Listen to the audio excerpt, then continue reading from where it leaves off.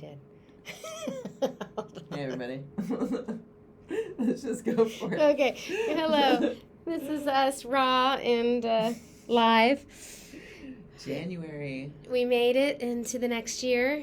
Oh, I forgot to change it to 2024. So if you're looking at January 11th, 2023, it's because I haven't fully moved into the new year. But it's 2024, folks. And it's a new moon in Capricorn today. What does that mean? What can you reflect on? How can you be present with it? Claire's here to share her thoughts on the new moon in Capricorn. And let's hear what she has to say.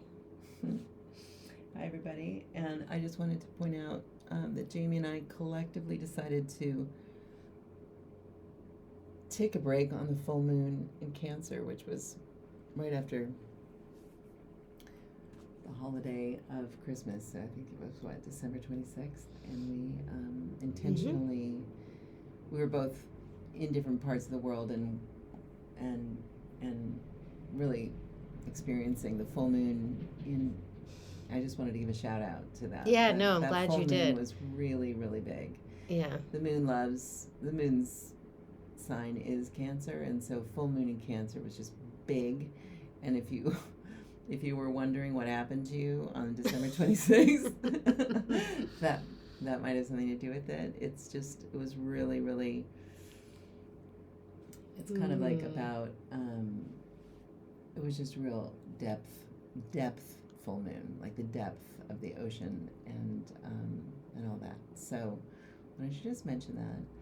And now today, the new moon in Capricorn, it's so interesting because we're kind of moving from, mom, who we can tell all our feelings to, like traditionally this idea of full moon in Cancer, all our feelings, or, blame her for everything, just all the big feelings, to Capricorn, which is traditionally dad, is the taskmaster, the disciplinarian.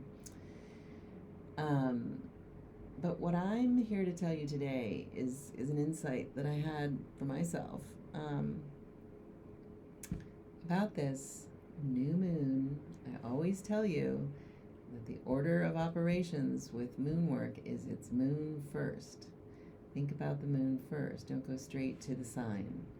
Even though Capricorn might be sitting there saying, get over here and obey me and think about how things have to be, and because Capricorn's very, it's the goat. It's just the poor little mountain goat trying to get up the mountain, but it's got this ambition plus fear of falling, fear of failing, that can really stress you out.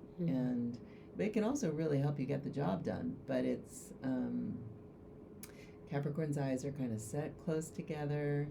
Capricorn's feet, do dexterous little moves, footwork to make its way up craggy mountain paths, and sometimes waits, incredible patience. Sometimes looks like it's not doing anything because it's waiting for snow to melt. I mean, it's serious strategy with Capricorn or death. And so there's this really unrelenting quality of Capricorn. But as I said, before we're pulled into that, I want to say, back up, moon first. It's a new moon, and if it were a full moon, I'd be saying it's a full moon, but full moon kind of speaks for itself, right? But new moon in its darkness should not be overlooked or regarded as something that just needs to be filled up with something, filled up with a sign. No. The new moon in and of itself is this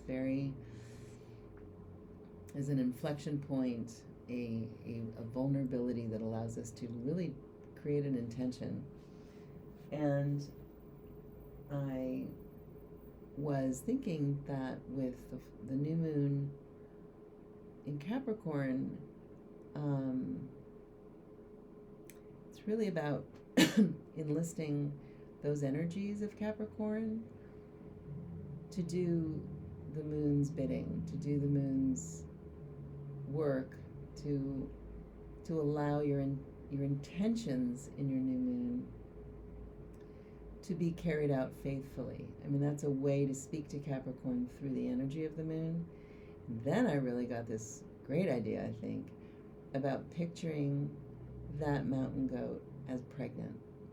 If you really want to generate some feminine energy into the Capricorn in this new moon, under that sign, let's make that mountain goat a pregnant mountain goat who's going to, you can laugh. No, I love how you inserted the feminine into the masculine. Go ahead. Oh, yeah. Yeah. Hello. Right?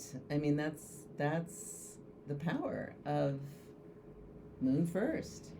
And she's always changing. She's always cycling. She's got the ocean doing what she thinks it should do. And she can certainly imbue the feminine into the masculine, as it were, and mistakenly has the masculine dominated these last 1,000 years, by the way.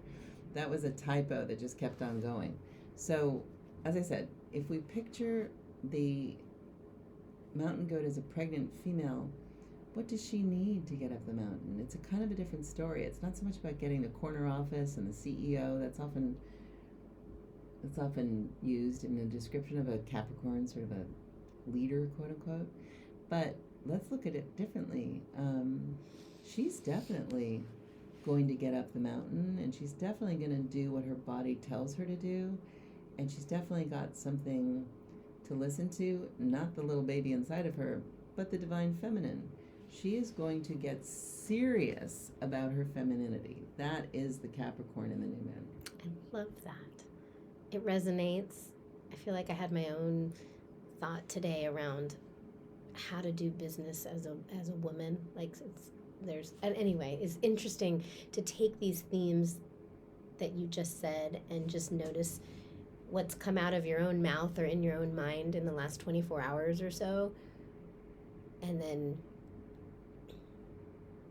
for me at least, it confirms that what comes through is such a collective, universal supported energy to help me see things in a new way in this new moon. And you really confirmed that for me with that description. So thank you. And I invite you guys all to just enjoy the darkness, the winter, the new moon, and the pregnant goat. Leafy greens. All right, we'll see you in the next cycle, the full moon. Okay. Happy New Year.